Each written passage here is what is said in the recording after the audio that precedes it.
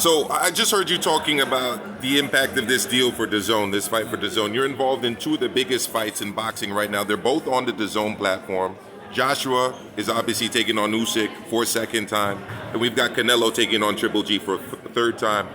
Any similarities or differences that you can speak to in terms of the motivation of these fighters going into these big fights? I'm talking about Canelo it's interesting. and Joshua coming off losses. The two biggest names in the sport, which is Joshua and Canelo, and they're both coming off losses.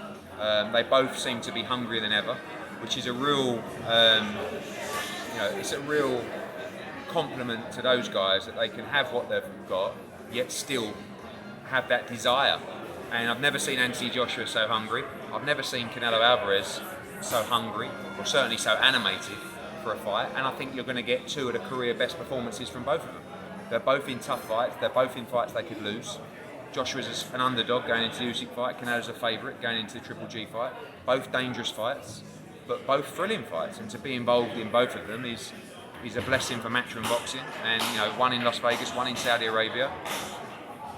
We can't really do more than continue to make some of the biggest fights in the sport, and we're very proud to do so.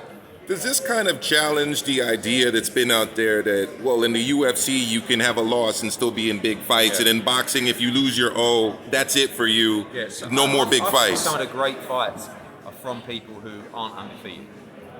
There's always been a fallacy, if you like, that being undefeated is the be all and end all, and if you lose your row, look, if you're a young fighter, if you have great promotion behind you, great profile, and you lose, it's never great. It's never great for you personally, it's never great for the profile, it's certainly never great for the resume, but fans respect it if you're in the fights that people want to see. And that's why when you look at Joshua's resume, to take a defeat, especially to take a defeat to Alexander Usyk, who's a pound for pound, arguably now number one, you should be applauded for taking that fight. So many times in history, when a mandatory challenger gets called on you, like Alexander Usyk, you vacate the belt. In fact, people were saying to me, he's mad, he should vacate the belt. What's that? What? And you look at Oscar de la Hoya. Oh, he should never have fought Bivol. That was ridiculous. Should have taken a much easier fight. Fucking what? I mean, you're a promoter. You shouldn't be saying that. At least lie to the fans if you don't want to make great fights.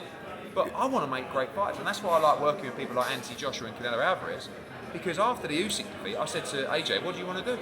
And he said, what do you mean what do I fucking want to do? Exercise a rematch clause now.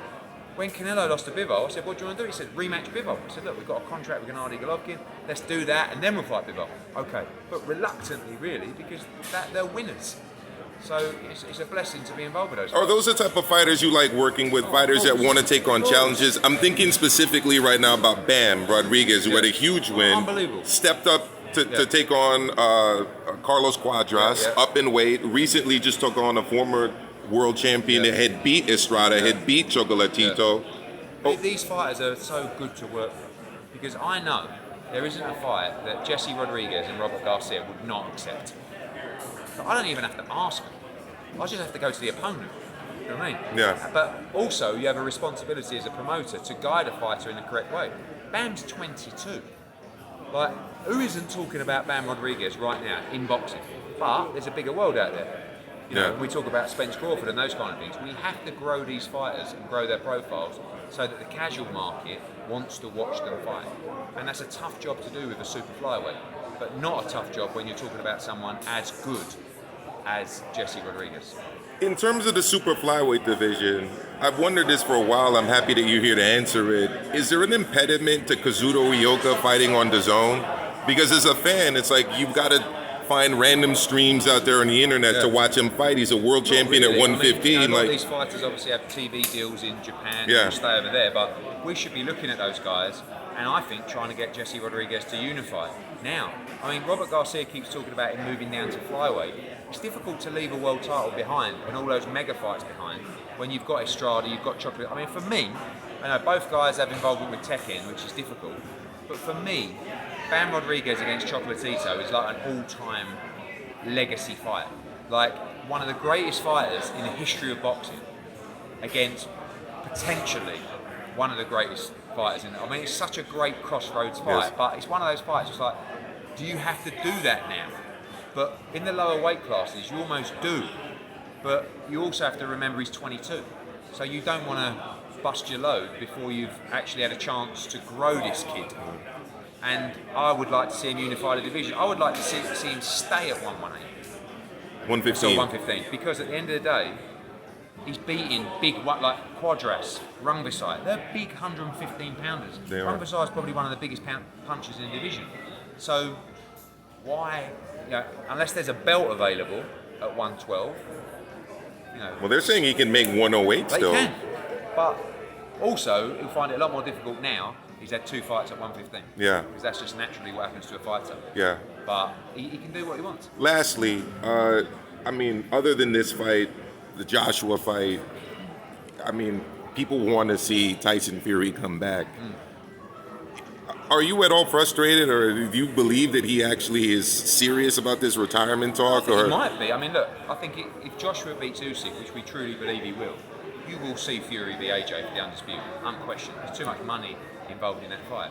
If Usyk was to win, I don't think you'd see Fury come back, in all honesty. I don't think he likes that fight. And again, this is where AJ doesn't get enough credit. Like, Fury says, oh, he's a middleweight, Usyk, I'd school him, but really, you could have fought him for undisputed. He didn't want to fight Usyk for undisputed. He wanted a warm-up fight first. People don't talk about that. Yeah, AJ stepped straight back in with him. So if AJ can win, which we believe he can, Fury against AJ, biggest fight ever in boxing. Not the biggest fight in boxing, the biggest fight in the history of the sport. Lastly, I saw Frank Smith walking around. Any chance we get Frank Smith versus Leonard Ellerbe? Leonard's not on your level. I've been telling this to people. If you look at the organogram of the PBC at Matchroom, you line up with Al Heyman, right?